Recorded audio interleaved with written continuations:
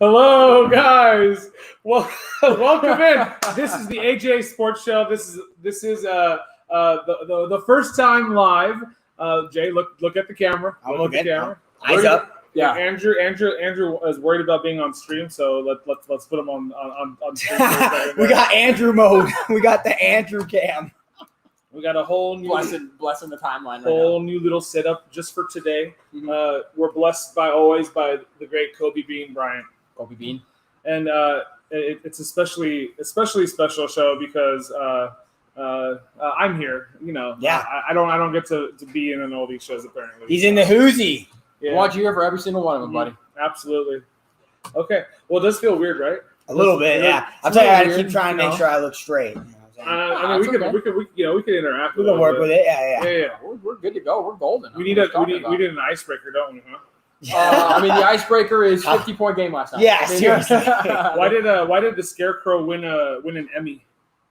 Good question. I don't know. He was outstanding in the field. Oh my God! There we go. Dad jokes. Yeah, dad jokes. 3 days between both of you guys. Andrew aspires to be a dad.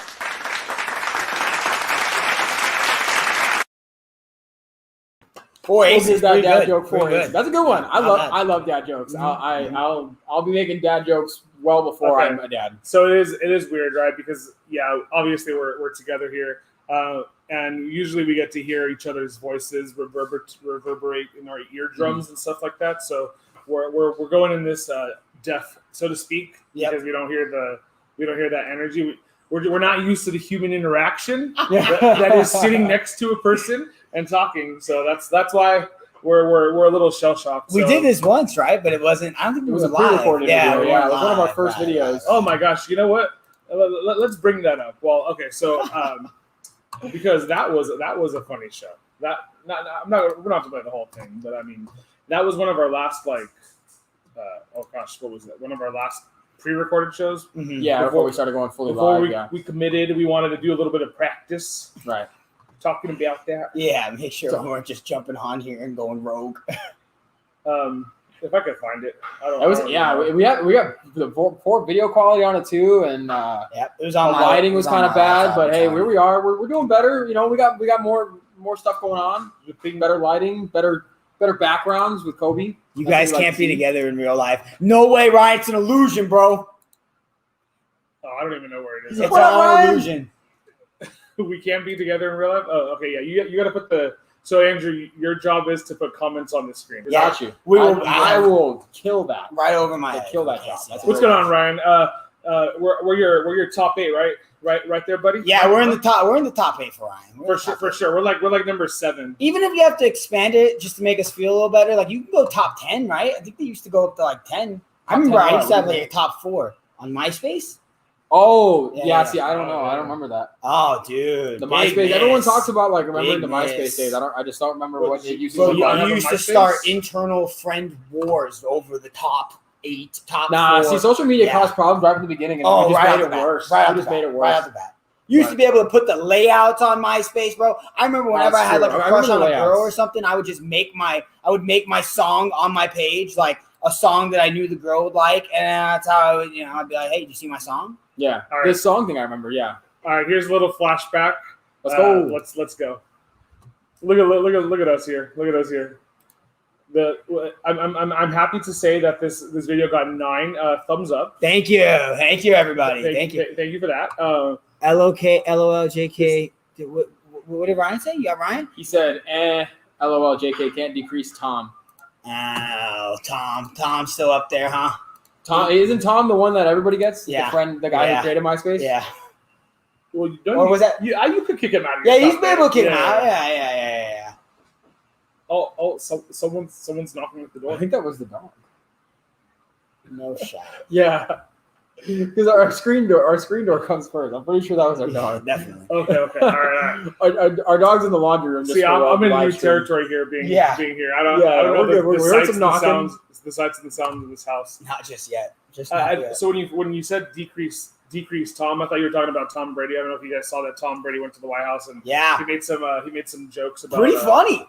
some jokes. I was like, okay, Tom. Yeah, Okay, Tom. it was pretty funny. I mean, there was, not rumors or anything, but he did have like some Trump like memorabilia and stuff in his locker at one point. So people were trying to make that connection. And just because he made a few jokes doesn't mean he doesn't like Trump. Right. It was just kind of an interesting thing. It was funny that, obviously he sees Joe Biden and all that. So Yeah. So okay, we waited long enough.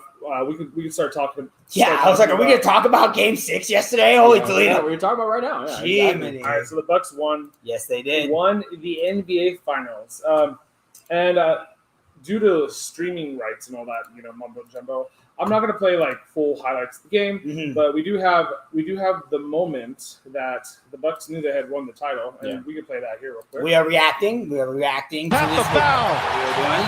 So And instead, Mike Budenholzer calls timeout, and they're starting to celebrate here in Milwaukee. They wasted like 20 seconds off the clock, and here it was. Just, mayhem, I guess. And this is everybody outside, right? Apparently, there's 65,000 people out there. Yeah, outside of the Minneapolis. Take a look at that. Whatever, shot, or right? Pfizer, not Pfizer Forum. Is that what it's called? Somewhere in his little office, Dr. Fauci is tisking away. Oh yeah, 100%. Mhm. He's been doing that this whole NBA Fauci. season, most Yep. likely. Yep. But yeah, Giannis, man, what is there to say about? Well, okay, so I didn't even think about bringing up the stats, but we could do that right now. We could, we could show a little bit of the. Well, we know he had 50, so yeah. He made that very known. Stop and start there. He even let the lady at Chick-fil-A know that he had 50, not 49, not 51. He had 50. I would have done the same thing. I don't know. I have no problem with it. So I never understood why. Okay, like I know he got 50, right? He wants to really make a point of having 50, but who cares if they say he got 51? That means I have one more point, right? Right. I mean, yeah. I want more points, don't you? Yeah, but he it's like it was the first 50 point, 50 plus point, 10 plus rebound, 5 plus block game in playoff history. Not just NBA Finals history. It was in playoff history, the only 50 point, 10 rebound, 5 block game, which is, if you watch the whole game from end to end, the blocks and the recovery he does in the defensive end and how he influences like the defensive scheme the Bucks run, it's crazy, dude. He literally is playing the best basketball of any player in the world right now. It's pretty unbelievable. Oh, he's one. Yeah, absolutely. Talking about super spreaders. Yeah. No, for real, Ryan. That's exactly what it is. Do you just going back to kind of what I was telling you about Giannis specifying he had 50 and not 51. Yeah. One thing I always think about was Brian Scalabrine. I think he was on the Pat McAfee show or something. Yeah. And someone commented and had the audacity to make fun of Brian Scalabrine.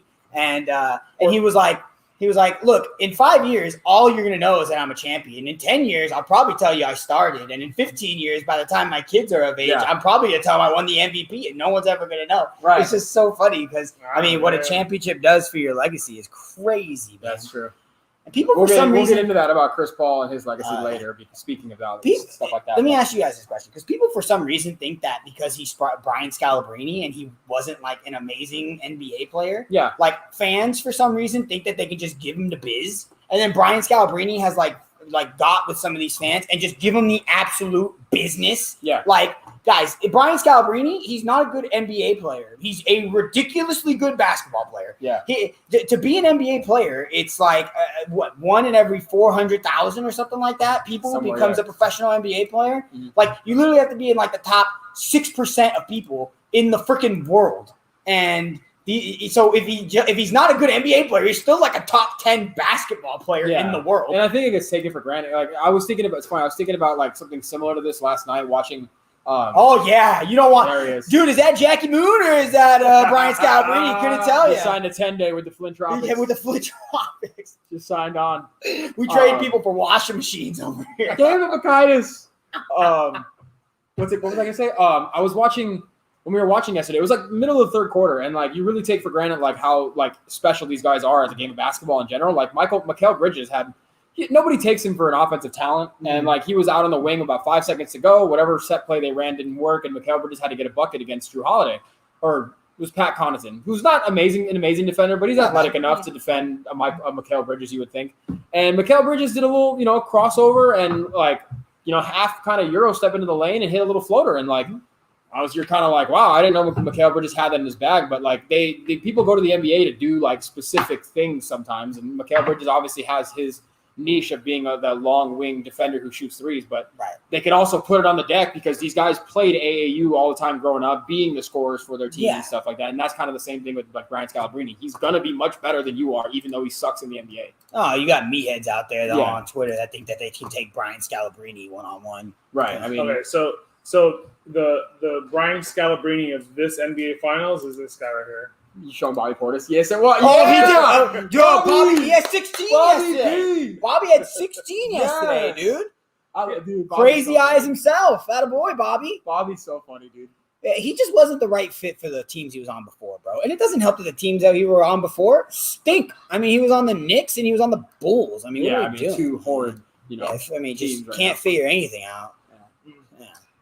So the Bucks came out early, then the Suns took control of the game. Big second quarter. Halftime, we go in with the Suns with the lead, and then the Bucks tied it up going into the third. So pretty much fourth quarter rolls in, anybody's game, and then what was the pivotal moment that kind of just changed that though? Was it just a couple of plays that the Suns just missed on, or?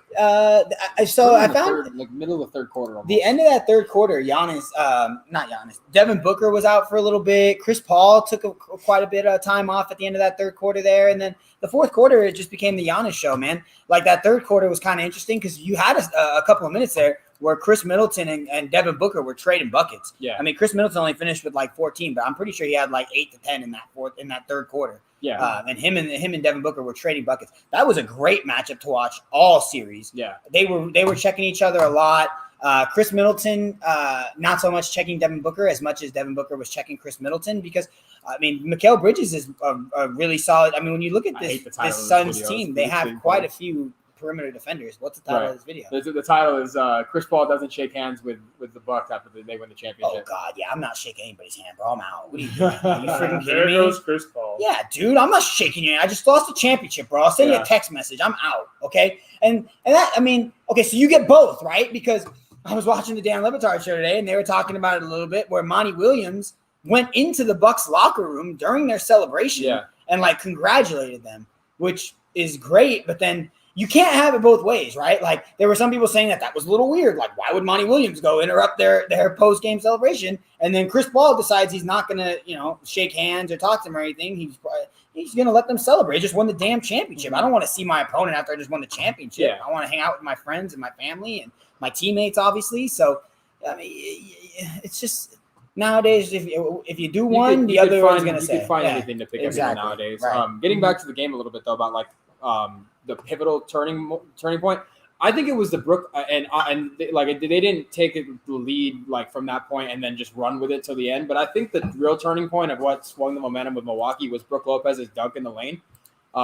Drew Holiday went baseline, and and Brook came screaming down from the wing, as a late transition, what would you call him? The trailer, semi-trans, and he dunked over, not really over Ayton, but he slammed it home pretty good, and that just swung the momentum in Milwaukee's favor, put him up 3. Phoenix kind of jabbed back a couple times, but Milwaukee kind of never relinquished the lead after that, and then Giannis had 20 in the third quarter, and then 13 in the fourth to close it out. Yeah, Giannis had a big third quarter. So Giannis had a big third quarter. What really turned the tide was Giannis coming out in the third quarter, and he kind of set the tone for Milwaukee a little more because he came out immediately and got a bucket right away. Just went right after Ayton, just got ISO'd on the left side, and just got the bucket in the lane right away, and that just kind of got everything going a little bit with Holiday and Middleton's struggling a little from the field like they did. Holiday had another awful shoot before. He did, yeah. Again. He had 4 steals though. He just does everything. On the defensive end, so much more. You talk about him so much when you're watching in live time. It's crazy. It's the difference between having Eric Bledsoe and having Drew Holiday. Right. Eric Bledsoe goes into this game and goes 4 for 20 and does nothing on the other side of the ball, does nothing to get his teammates involved, and all of a sudden the Bucks don't win this ball game. I mean, this was a 7-point game, and when you look at the box score, the Suns shot well, but they didn't shoot ridiculously well. I mean, obviously, 22% from the 3. Yeah, I mean, Devin Booker. Well, the Bucks actually won the championship with the lowest field goal percentage in NBA history, or second lowest in NBA history behind the Lakers. They did it back in 2001 and only shot 32%. The Bucks shot 33%, so they upped them by a point. But Drew Holiday didn't shoot well, but Devin Booker didn't shoot very well. And that's what I'm saying. When you have someone like Eric Bledsoe on the other side, who obviously was part of that trade for Drew Holiday. because he does so little to impact the game in other ways, he goes 4 for 20. I mean, if I tell you that, you think the Bucks lose. I mean, again, this game was only 7 points. Not like the margin was huge. The margin of error was pretty dang close. And it was like that for a lot of this series for the most part. We saw a very competitive series against these teams, in a war of attrition more than, you would ever. The NBA Finals is always a war of attrition, right? The playoffs in general, they're long. They're 7-game series. But this year and last year specifically seemed like it was more of that than I've ever remember seeing. So the Bucks were the 3 seed, so they won the title, right? We haven't seen a 5th seed ever win, 7th seed, 8th seed, 9. Yeah. No one's ever. Thought it was going to be a 7th seed this year. We thought the 7th seed was going to win, right? We called our Lakers there. We shot our shot. Houston Rockets still own that as the number 6 seed, winning it back in the 90s. Yeah. The Celtics won in '69, pre-merger, and obviously with Bill Russell. And then so the 2011 Mavs were the last 3 seeds to win. The 07 Spurs before them, the 04 Pistons, and then the 02 Lakers, which is those are really good 3 seeds. The Lakers, that was, right before we it's hard to imagine us as a 3 seed with Kobe and Shaq in their primes, but and then we got some teams back in the day, Washington Bullets and Trailblazers and stuff like that. But the Bucks did face a lot of challenges, but they ultimately, I think, were the healthiest team this playoffs, and there you go. They won it a little bit off of that too, right? Yeah. I mean, they lost Dante DiVincenzo too, who was a starter for them, and we talked about it when they lost him. That I thought it would be a significant blow to them, and I mean, honestly, I think it kind of was. If Kevin Durant, Kyrie Irving, and James Harden are all healthy, I mean, they were blowing them out. Those first 2 games were blowouts in Brooklyn. Then obviously Kyrie gets hurt and James Harden is playing at most 50%. So, this is an entirely different series if those guys are healthy, because we very well may not have seen this series. And we talked about it a little bit before the show, and we'll bring up the betting lines here soon. You'll see who the favorites are, and there's good reason why they're the favorites. So we can transition to another topic here in a sec. But before we do, was this closeout game better than last year's? Lakers beat the Heat 106-93 in game 6 of the bubble finals, your Mickey Mouse finals. Or was it or was this game also better than Raptors beating the Warriors a couple of years ago? In that series, they won 4 games to 2. Was this a little bit better than that? Yeah, I think it was more. I mean, and the only reason I'll say that it was better is because Giannis and how he played. That was one of probably the top 5 games I've seen end to end, from start to finish, probably in NBA history. Live. That was one of the most impressive games and most impressive wins I've seen in a title. I mean, he scored almost half of their points. The next closest to that was, I think, he's behind Michael Jordan. Michael Jordan scored 45, and this picture is just ridiculous. Giannis when he first entered the league versus Giannis now. I mean, it's just ridiculous what he's done physically to his body, and not something that he probably didn't do things to make him grow. He just grew a couple inches too, but all the work he's put in to get stronger and faster and quicker and still be able to be as finesse at the rim, because he's getting to the rim at crazy angles. You don't expect him to finish it. His body's on the side of the backboard, but his arm is laying, I'll go this way, laying it up. He's so long. He's laying it up right over the cylinder. It's crazy. And so Giannis and his 2 brothers, all in the NBA, right? Pedaling, trying to sell, hustle out in the streets. We're able to, make it into the NBA just because they had the fortune of being noticed by some coach and who was able to bring them up and help tutor them and stuff like that. Yep. But I mean, he's got a cool story, and he's been with the team. What was this, his 7th year now? Yeah, 7th year now, and he's it's one of those feel good stories, right? Because it's great and all that. Kawhi went to Toronto and they won the chip, and right.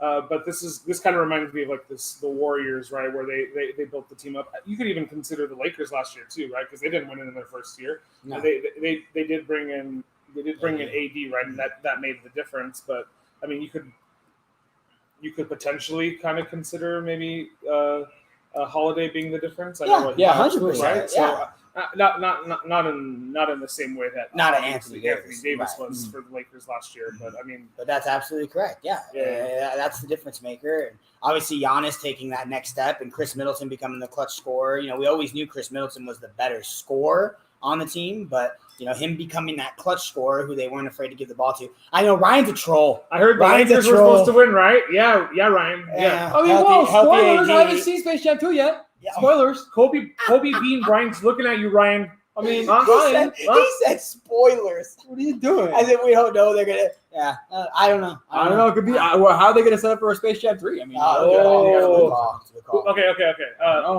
We'll look ahead. We're gonna look ahead in a little bit, but who's gonna be Space Jam 3? Have we seen this person enter the NBA yet? No. So once Michael Jordan disappears, Ronnie, yeah, it might be.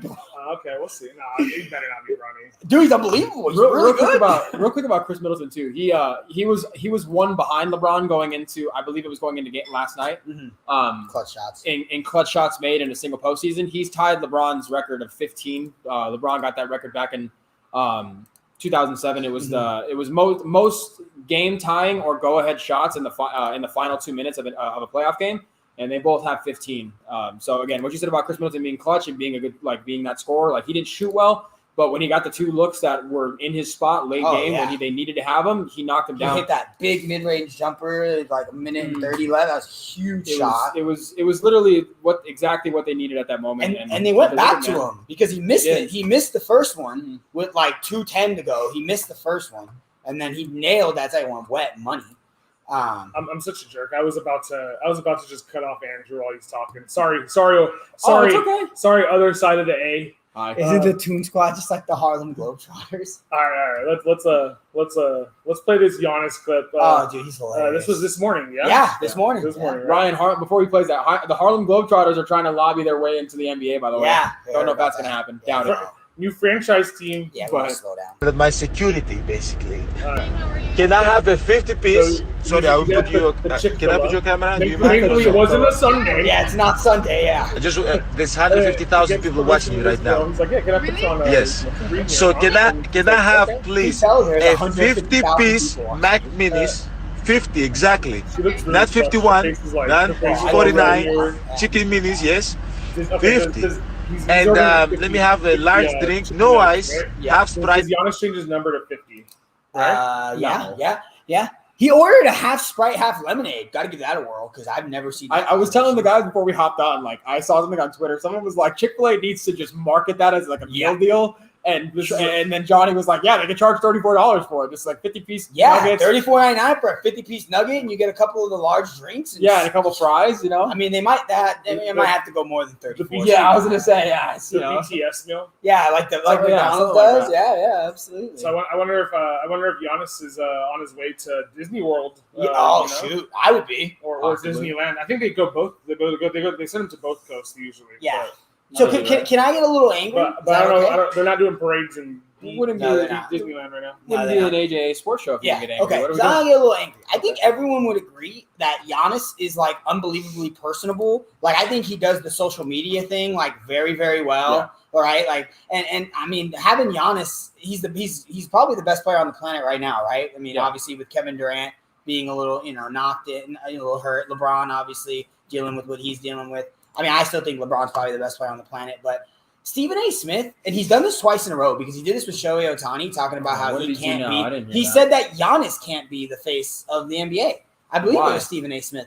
I don't know. It was one of the talking heads I was listening to today, talking about how Giannis can't be the face of the NBA. It was Emmanuel Acho. That's who it was. Emmanuel Acho. Yeah.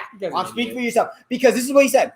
We watched LeBron grow up. We watched Michael grow up here in America. And because he came from overseas, we don't know his backstory. It's harder to grasp. Shut up, Emmanuel Acho. Be quiet. No one asked you, okay? I know you have your little platform. No one asked you, okay? Go look on any of his social medias, bro. He's the most personable. He's always so happy. Look at his come-up story. Look at where he came from. His entire family. All 3 of the Antetokounmpo brothers have championship rings.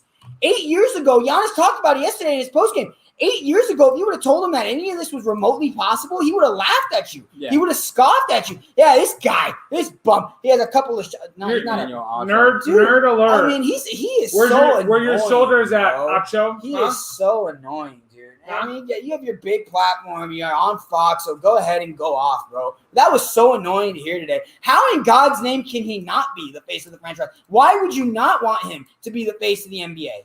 He's an international kid who comes here, becomes the best player in the NBA, wins a championship. He's one of only like 9 people to win multiple MVPs and a championship, and only one of 3 people, LeBron and Hakeem Olajuwon included, to do it before the age of 27. And you have a problem with this dude being the face of the NBA? Well, get out of here, bro. Michael Jordan and Giannis are the only players to win Defensive Player of the Year, MVP, and world champion, I think. Yeah. Something like that. So, I mean, but why? Why would you want him to be the face of the NBA? Yeah. You don't want him to be the face of the NBA because he's not relatable, even though he's ridiculously relatable. Yeah, so I meant to send you guys this last night, and I'll send it to you now so you can see it after. And I told you about this, Jay, and it just bring up Hakeem Olajuwon, who's obviously one of the most, just one of the like full stop greatest players we've ever seen in the NBA, but one of the most.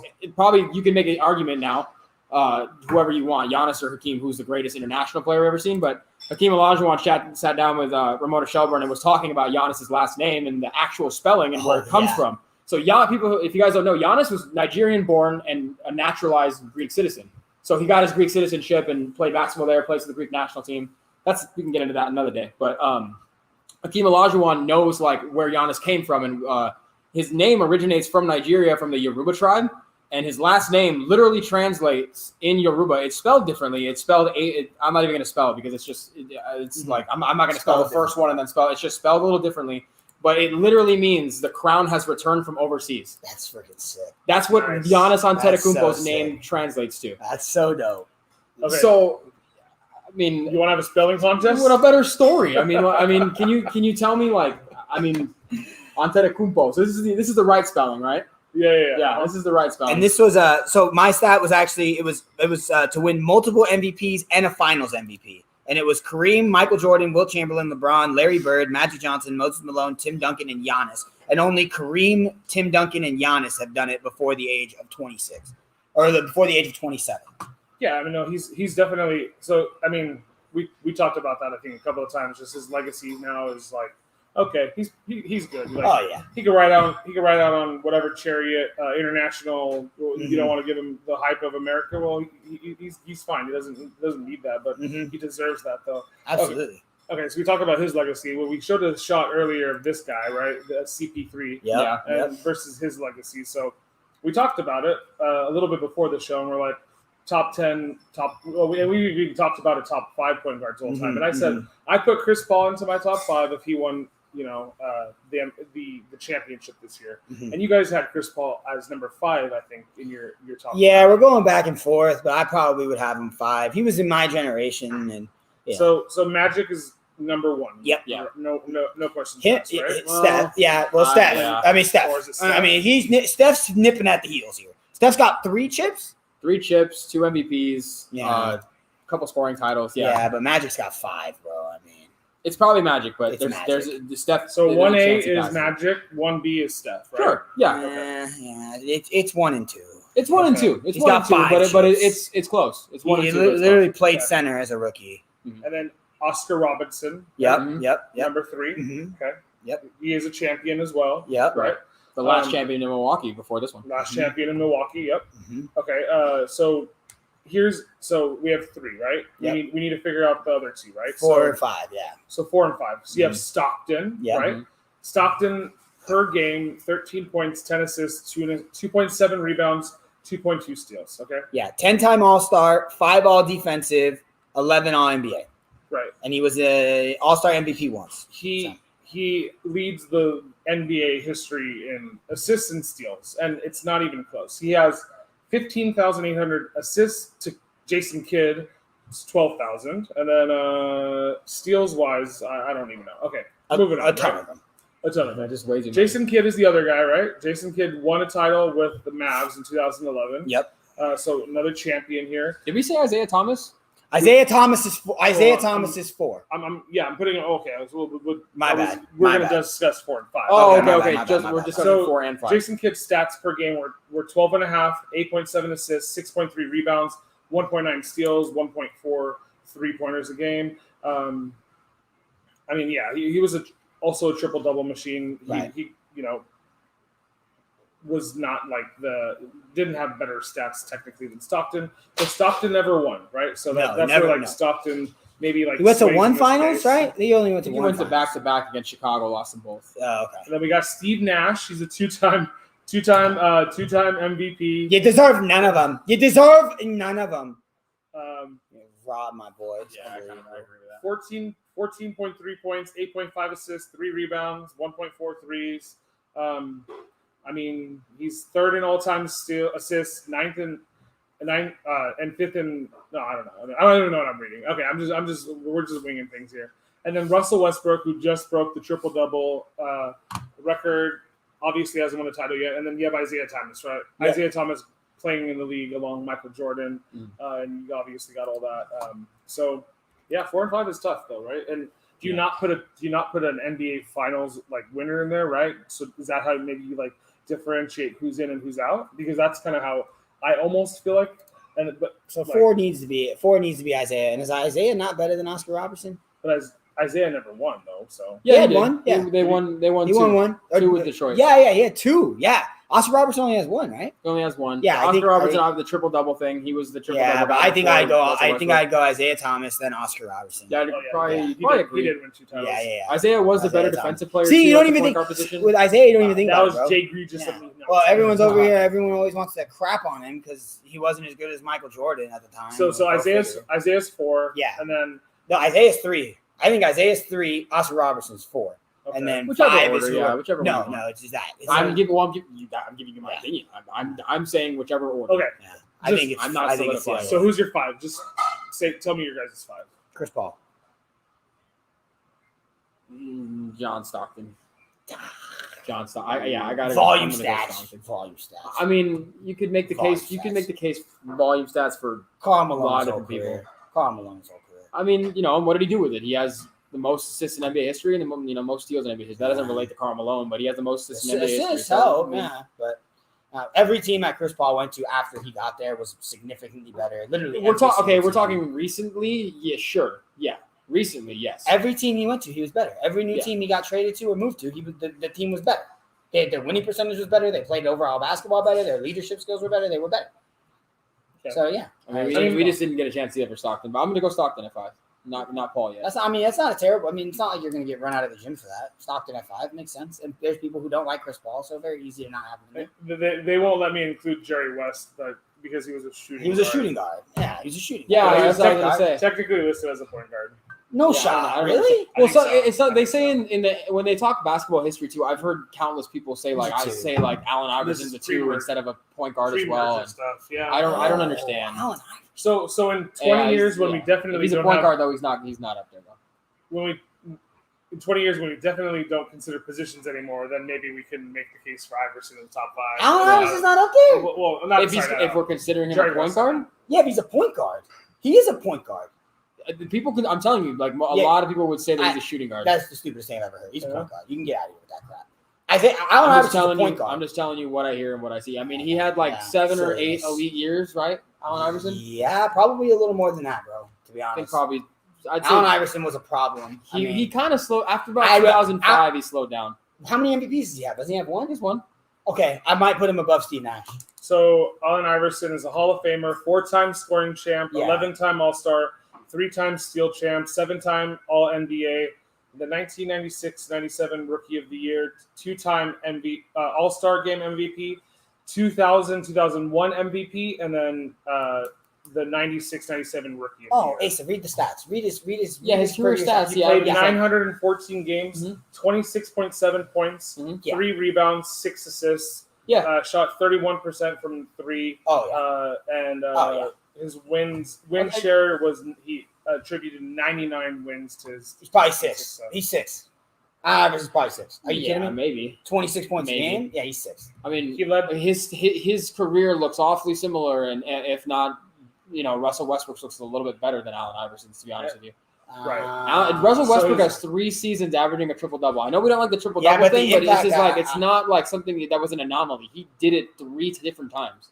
And again, I'm not a triple-double lover. It doesn't do a lot for him, but 3 different times is not an anomaly. So maybe he's not the true PG, but yeah, because in his 3rd season to his 7th season, he was listed as the shooting guard. I'm assuming that's based off of the roster that was built around him. Oh yeah. But then it just went back and forth every year after that. Point guard, shooting guard, point guard. So I'm assuming just because based off of the roster that was put around him. Because a lot of analysts that I've seen will have him as a shooting guard and have him 4th behind. Maybe. How many years is he listed as a shooting guard as opposed to a point guard, Asa?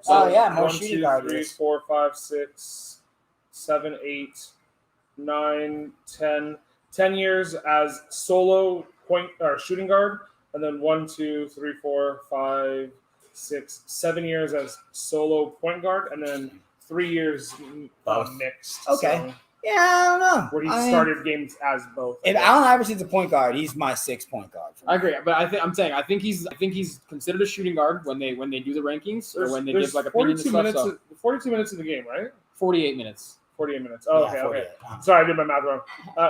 But he also for 5 out of 6 seasons was the #1 minutes per played guy. Oh yeah, he was just playing like not getting off the floor. What AI did for the culture of basketball, I mean, dude was unbelievable, bro. I mean, he brought that hip hop style and culture to basketball. He's the first jersey I ever owned. Shout out to Nino George. What's happening? That's the first jersey I ever got when I was a kid. He came in his rookie year and averaged 23 points. He was unbelievable. Yeah, dude. I mean, just boom. Right off the bat. And I mean, what did he get drafted? He got drafted 4th or something like that? I don't remember exactly. This is why I don't think CP3 goes down as top 5 because we can't even stop talking about other people.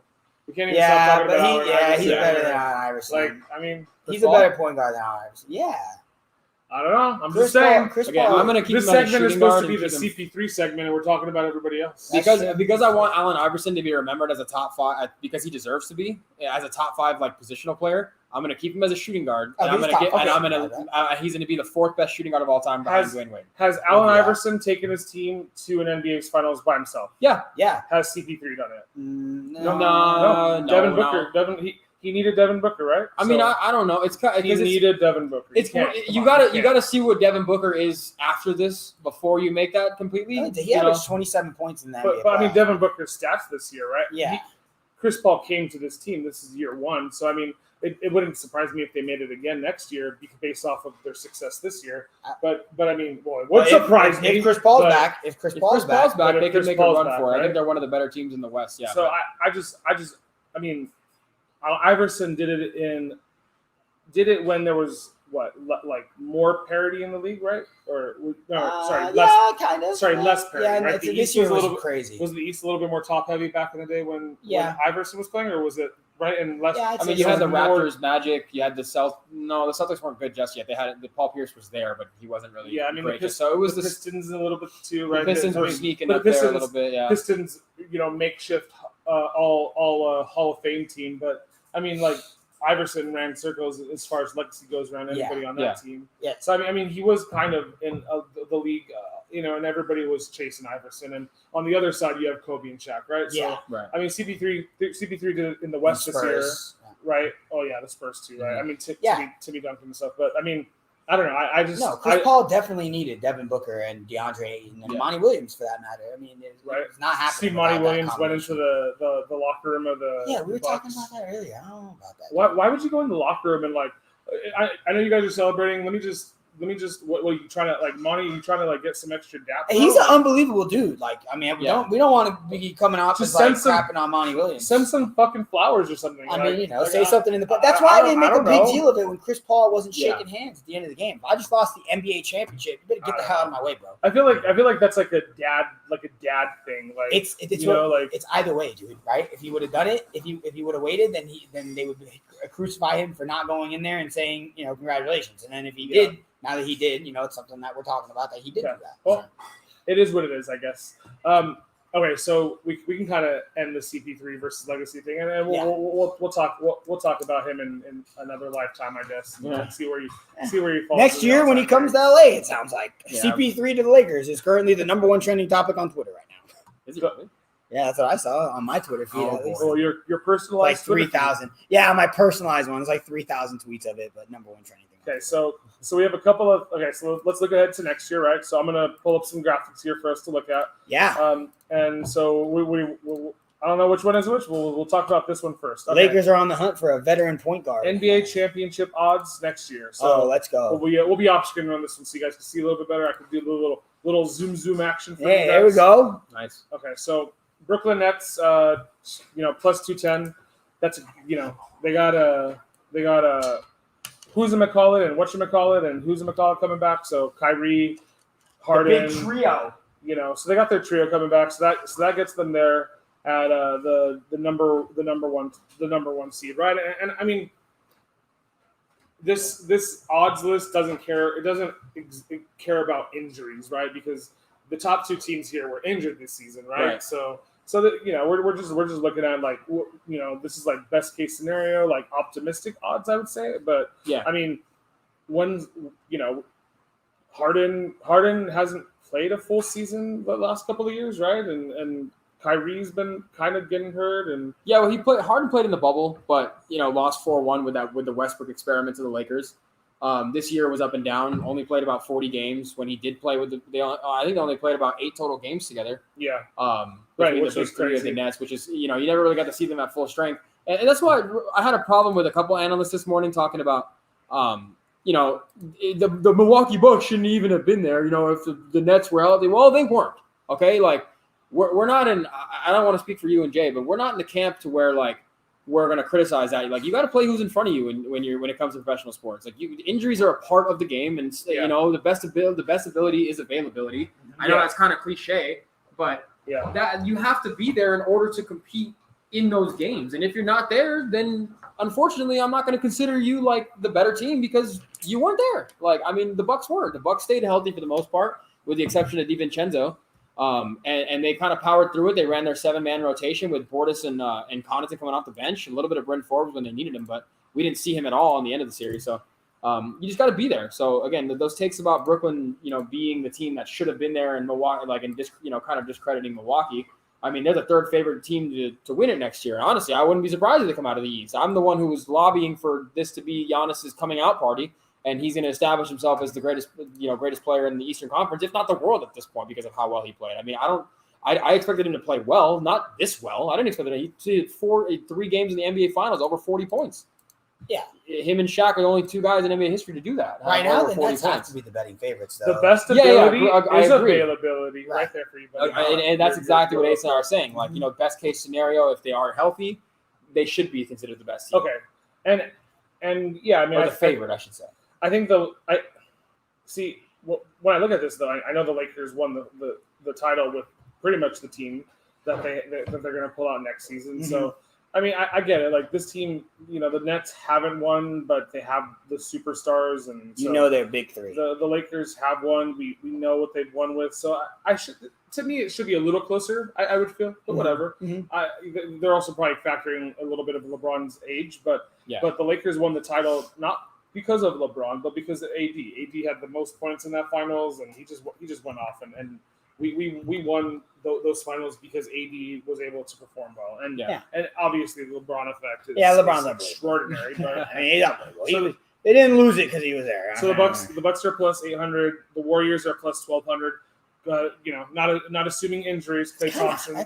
That's the one that I was going to say. I mean, are we betting on Klay Thompson crazy. Making that much of a difference? Like, I mean, and I think he's going to make a big difference, and they'll be a playoff team. But to the point where they're now championship contender. 2 lottery picks. You have 2 lottery picks. You have James Wiseman. You have Andrew Wiggins, who's on a very tradable contract. I mean, this is all factoring into the fact that the Warriors are not what they are right now. I mean, the 2 things for sure that are that Steph Curry and Klay Thompson are going to be there. And like I said, now with 2 lottery picks, you have the former number 1 pick in James Wiseman, who got hurt last year. Mm-hmm. You have Andrew Wiggins, also a former number 1 pick, coming into an expiring contract. Very movable pieces. They're talking about the Warriors going to get like a guy like Ben Simmons. If the Warriors went and got a guy like Ben Simmons, it's going to be very difficult for other NBA teams going forward, which is very plausible.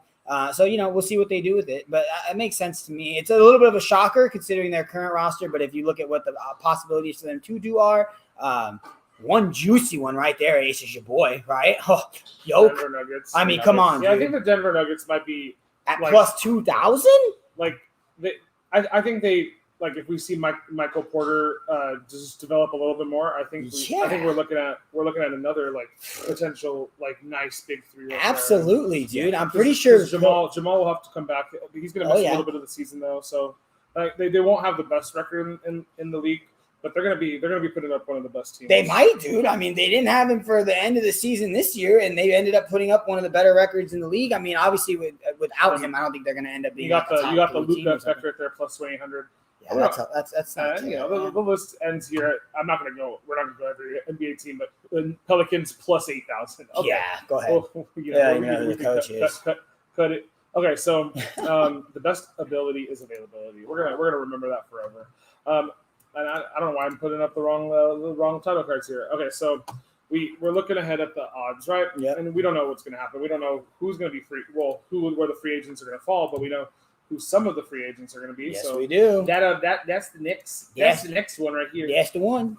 So I'm going to do a little zoom action for you guys. So Chris Paul here. Yep. Is a free agent.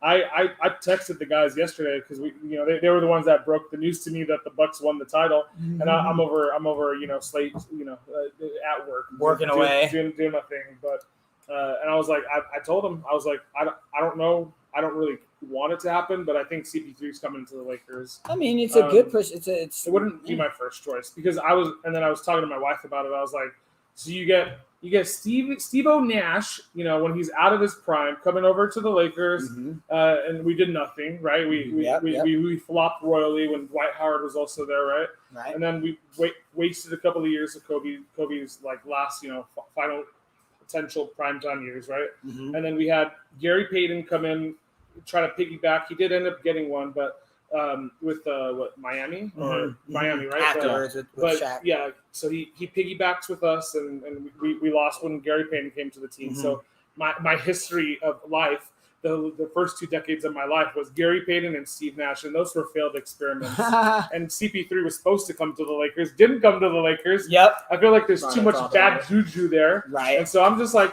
CP3, bless the Suns, rally the valley, and just stay there and live out the rest of your career, man.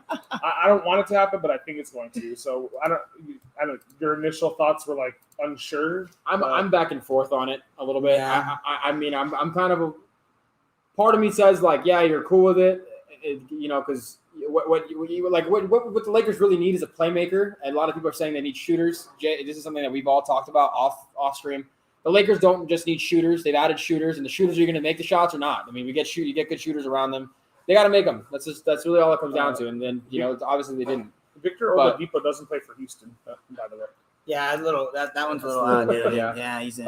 But the Lakers do need a playmaker, somebody who can, and LeBron and AD haven't verbalized it themselves, but word on the street is that they want to play the 4 and the 5. LeBron being at the 4, AD playing at the 5, limit some of the usage rate from LeBron's hands.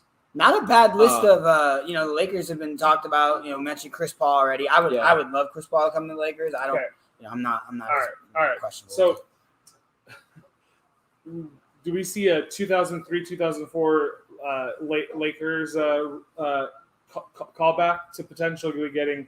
Because you guys talked about it on the show, I wasn't in, right? Mm-hmm. But Carmelo Anthony and CP3 coming to the Lakers. Yeah. And we with AD and I don't hate it. LeBron. I mean, I don't hate it. If you give it to me that way, I mean, Melo's at a state in his career where he's obviously not the same player, which is. Is Carmelo coming off the bench though? Right, he is right. I feel like if AD's not going to play the 5, I feel like Melo could start. AD got to play the 5, man. I mean, that's the best roster. Analytics will tell you that's the best roster. You got to do the hand claps. AD play the 5. 5. Yeah, it's getting a little egregious. If the Lakers can run out CP3, KCP, Melo, LeBron, AD, like a fully healthy lineup going into the next season, I think the betting lines probably change a little bit in favor of the Lakers being the title favorites if they run that out. Look at the centers that we've had to put on the roster because AD doesn't want to be the 5. Yeah. Marc Gasol was the starter heading into this year. Last year, our 2 center rotation was JaVale McGee and Dwight Howard.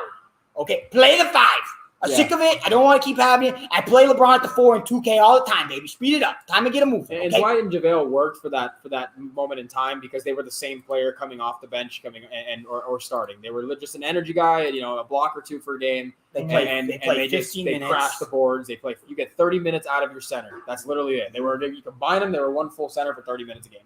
So it worked for that. But now it's time for AD to just play the 5 and. I mean, he's just going to dominate. If you look at this list of free agents, though, the Lakers are in need of. They've talked about going out to get a veteran point guard, another playmaker. Chris Paul, obviously. Mike Conley's an unrestricted free agent. Kyle Lowry's an unrestricted free agent. Goran Dragic has a team option, which is an interesting thing to see if Miami's going to stick with him. There's some interesting players out there. Spencer Dinwiddie is a guy who's talked about want to come home, get the bag. I would love Spencer Dinwiddie. I think that's a perfect fit. He's coming off that ACL injury, so hopefully that keeps his price down. But like I just said, he does want to get the bag, as they've said, and he does want to come home. He's from LA. This is where he grew up. So a lot of interesting. Lonzo Ball is another option that we talked about that people have been talking about, maybe making LA. The only difference with Lonzo is that he's a restricted free agent. So whatever deal New Orleans or whatever deal Lonzo does want to get.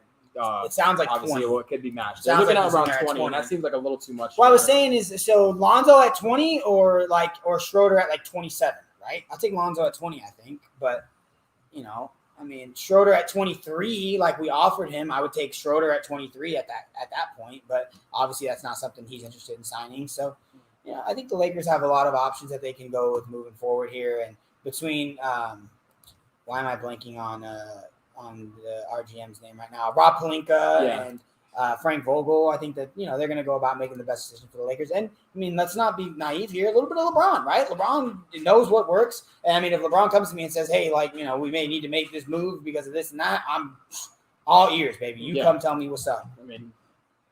That's why they went out and got him, right? It's already proven true that, what he's going to bring to the table. And so that's why they went and got him. As long as – and again, the focus is going to be – whoever the Lakers bring in, the focus is really, you guys will agree with this, it's just as long as LeBron and AD are healthy, the Lakers feel pretty confident about their team going forward as long as those guys can play a full season and be in the playoffs because we already saw that, just be healthy. I don't even care if you play the whole season. And you've already seen it. And who knows how long LeBron has left, but until he shows us that he's actually slowing down, I'm not going to, like you said, we're not going to be the first ones to burst the bubble on it and be out on LeBron. Tom Brady it's just not going to be us. I'm not going to do it. Which team in the East is most likely to make it to the NBA Finals? Is it the next year? Is it the Bucks because they, looking at repeat, or is it the Nets? It's the Nets right now. Yeah, it's the Nets. You'd say the favorite, but the Bucks right literally right on their heels. Exactly. Yeah. You like what the Bucks are bringing back. they're bringing back almost the entire squad, and then, like I said, a healthy Dante DiVincenzo, who for some reason people think is dog water. Yeah, he's a good NBA player.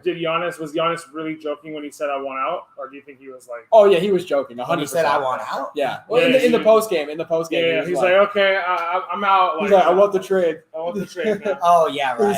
I think he was just like, digging at the Brooklyn Nets, right? Yeah. Well, he's trolling. He's a little bit at that, and a little bit at he's trolling the people who said like, oh, why did he sign a 5-year deal? Why didn't he just wait and see what Why didn't he see what the Milwaukee Bucks are going to? Why did he sign a 5-year deal in Milwaukee? He's talked about it since 2014. There's tweets going back. He said that he's going to stay with this team until he builds a championship level roster, and he did it. And him and Chris Middleton, I like that. The moment between them at post game was so cool. Like they're like, they asked Giannis and your running mate Chris Middleton, like, how do you feel about doing it with him? And he just looked over at him. He's like, hey Chris, we did it, huh?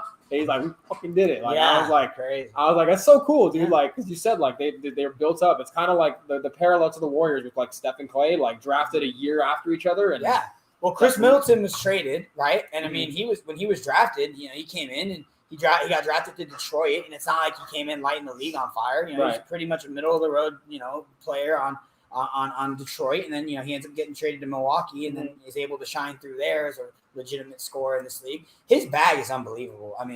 Dude can get it from anywhere. Yeah. He's very good. The thing that's amazing and that what makes shooters so damn good is your shot looks the exact same whether you're contested or you're wide open, dude. And that's the thing is Chris Middleton is 6'7", 6'7.5". He doesn't even like fade away. He kind of just leans back. But at 6'7", you better be a damn freaking. You better be like Giannis if you're gonna freaking contest that shot at all. Right. At that point, it's muscle memory, and he's knocking it down because he's got it down to a T, dude. Yeah. So it was an unbelievable series. It was a great series. I really like that the Bucks won. I mean, it's just a great story, and one that I think a lot of NBA fans can really wrap their hands around, right? Like really like a champion that is well deserved. We've seen this team come up short.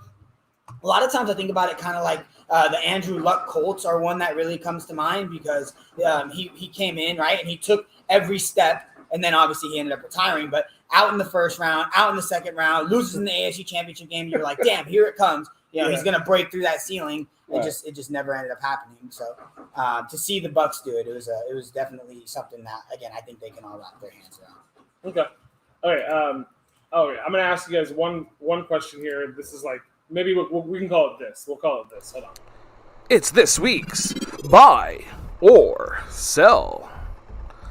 Little buy or sell, baby. Okay. All right, hold on. Let me pull up this. Let me pull up here. I'm gonna ask you to buy or sell, and we can have Jay go first because Jay like Jay, you got the hot takes here. Okay, I'm with it. So this is the win shares. This is from the last, this season going back a few seasons, right? Mm-hmm. So Jokic won the MVP this season. He was responsible for the most wins for his team, right? This is a plus 15 differential, and win shares takes into account of stats and how many games you play and how many minutes you play. Right. It takes in like almost all of the data. Okay. Mm-hmm.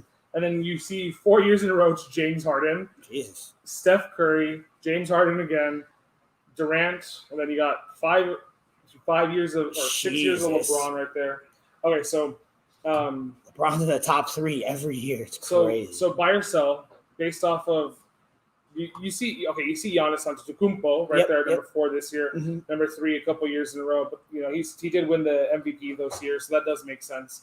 So buy or sell is, and this is kind of a weird question to ask, but are super teams are these super teams going to keep winning it based off of just building the rosters, even if they don't have the best player available? So Harden didn't play that 2019-2020 season with the Nets, right? So he's doing that for the Rockets. Right. And the Rockets still win, right? Jokic, the Denver Nuggets, Steph Curry. Okay, obviously Steph Curry is a different breed, and they did win that season. LeBron James won probably 1 or 2 of those. He won 2 of his titles in his reign there. So the super teams have won, but do you buy that it always has to come that way, and you always have to have the best, the most talented, the best player available, or can the team dynamics win? Yeah, I mean, I think a team dynamic can still win. I just feel like can the worst team still can a team that doesn't have the best players win, like the cream of the crop? I think you have to have a top. I mean, it depends on what you consider that, right? If you consider that having a top 10 player, then yeah, I fully believe you probably have to have a top 10 player in order to do that. Having a well-rounded team doesn't mean that you're automatically eliminated, but you need to have those guys. When in a game in a sport like basketball, when there's only 5 guys on your team and 10 guys on the court, one player can do a lot. Which is why it's entirely different once you start talking about these team sports. I mean, football's got a ton of people compared to basketball, literally more than double. Yeah. So I mean, and you don't play both ways. Basketball, you're literally on the floor the entire time. You play offense, you play defense. You can affect the game in so many different ways that having those top end talented players is what separates you from everyone else. And you can have a team built around you, but it takes having one of those guys to really pull you over the top. I mean, we saw the Suns; they were as well-rounded of a team, right? As you could see, obviously they lost Dario Saric, but they were coming pretty deep off the bench. But even when you get into the NBA Finals, your rotations start to come down. Even for the teams that are the most well-rounded and the most deep, because you know that the people on the floor, when they are on the floor, can make that much of a difference. And when you have those elite players, that's how you find that differentiation in the margin. So, no, I think having a team is important, and being able to build a good team environment is very important. But having good players, in my opinion, is just as important. Yeah. So, okay, yeah, I'm with you there. Was it then more impressive that the Bucks won this year and beat the team that kind of was pulled together? I mean, I would argue that the Bucks this year and even the Lakers last year weren't super teams. I mean, I would agree with you. Yeah, so I think was that more impressive that they beat out teams that were like more well put together, right? Well, I don't know if it's more impressive. Well, they were the most well put together too, if you ask me. The Bucks. I mean, I feel like they were kind of both. Yeah, they kind of have a little bit of both, which is what made them so dang impressive, right? Giannis is one of the best players on the planet, top 3, right? Depending on who you're asking, he's a top 3 player. And then, they also had a well-rounded team that they've been putting together for multiple years here now that had a really good chemistry, and they were able to capitalize on both of that. And that's what makes, right, you have to have both. You have to have the team, you have to have the culture established, and then you also have to have very good players that are able to make very good plays that most people can't. I mean, Drew Holiday, Chris Middleton, and even Giannis was making they were making mid-range, like fall-away tough jumpers. Yeah. And they were knocking them down. And the Suns weren't. And that's pretty much a differentiator in the series there. What were you going to say? Oh, no, I was going to say that, like, the last 2 years, we've kind of seen this example of, like, a well-put-together team make it to the finals and then come up short, albeit because they ran into superstars. Mm-hmm. That's really what it comes, because I mean, Chris Paul's not a superstar, Devin Booker's not a superstar. They're stars in the NBA. They're good. They're very good all-star players. But when it comes down to the thick of it, really having the guy who could just the dudes who could just go out and get a bucket. I mean, that can really just swing the pendulum one way or the other in these series, and that's what you've seen the last 2 years. Do I think that? I mean, teams like the Suns can be successful though, like Utah. Let's throw in Utah. Utah is a team that they're asking for respect. They're wondering why they're not getting it. They're a well put together team. They have shooters. They have defenders. They have a perennial all-star. They have a defensive player of the year on their roster. They don't have a superstar though. So I think this year the Suns and the Bucks were probably the 2 best teams put together, because you look at the role players on the Suns and they shine during this NBA postseason. Yep. Right? They played extraordinarily well. And they made some names for themselves. And the Bucks, I would say they had an allotment of role players too. So, I think that's probably why the Bucks and the Suns were there, because not just that they, the ability of having availability, your quote. Yes. Yeah. But also that, they just had really good teams and that's why they were there, right? Mm-hmm. The Utah Jazz fell short because injury to Donovan Mitchell, and the Utah Jazz fell short because of the Utah Jazz. I think they just don't have it. The Utah Jazz. They're a good team. They're a very good. They're a good team with a good coach. They had a lot of advantages, and they probably should have beaten the Clippers